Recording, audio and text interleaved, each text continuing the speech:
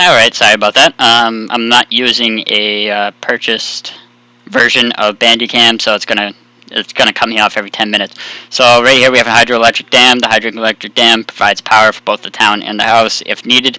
I just had to drop it down to scale due to the amount of work it would take to make. So this would be a river flowing this way. It would create a reservoir up here, and the water would flow this way out into the water into this super massive lake.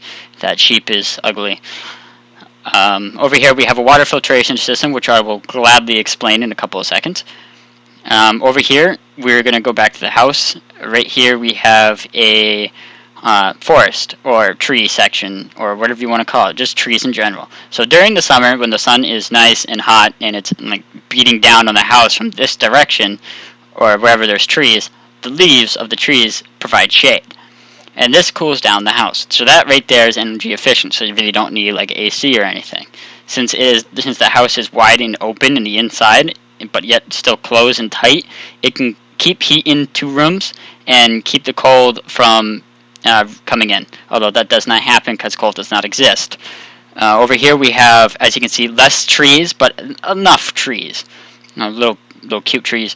The sun will come in from this side, let's say, and the leaves won't stop the light from coming in. Just a little bit, but enough. So it will go in and warm up the house. So that is one energy efficient way. Alright, so if we go back over here to the water filtration system.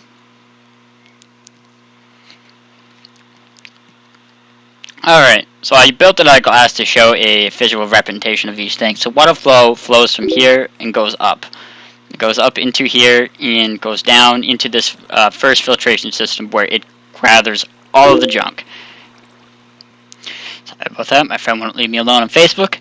Alright, so as the water gets caught in here, it gathers all the thick stuff, like the large, no, actually down there, gathers all the trash, all the living organisms like fish. There's no one wants fish in their drinking water or their shower water. That wouldn't be fun. Alright, so it goes down here into one of the first filtration systems. Again, just in case if something gets through. So through here we get, this is like the clogging system that gathers all the bacteria and puts them into these little vats, which get deposited and thrown away. Then the water system goes back up, goes through, and goes back down through sand, and then gravel. This definitely gets rid of some of these minor pathogens and trash and food. Or not food, but organisms, which are food in general. And over here we're going to begin the chlorination and the fluorination process. Alright, so back to the chlorination and fluorination process. But first, here's the aeration process. So after it gets chlorinated, it comes up through here, it gets aerated, gets air added to it to get rid of all the last stuff, and then eventually it is then fluoridated, which will be over here. So I'm going to flip the switch and turn on the chlorination and fluorination. These will always be on in real life. So that's the chlorine, gets dumped into the water. Down here we have the fluoride, which will get dumped into the water and travel through the system. No, it's not actually what it looks like in real life, but just a visual representation for both. Alright, so over there we have the water. It will then travel through and reach the house.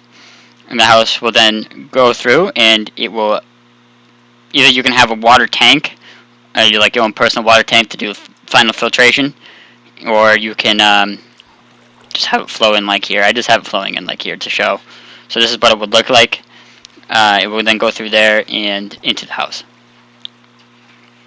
for clean water to be used. It is then dumped and waste back into that lake so you can reuse the water. So, pretty awesome so far. Yeah, that's just about it. We do have a windmill which will definitely store the power. And all this would definitely save money. So if you locate yourself in a certain area that has these types of things, you could probably save big bucks on energy. And yeah, big bucks is good.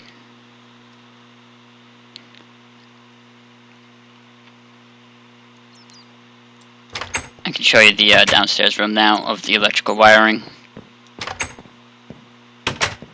So this is the electrical wiring underneath that turns on the lights.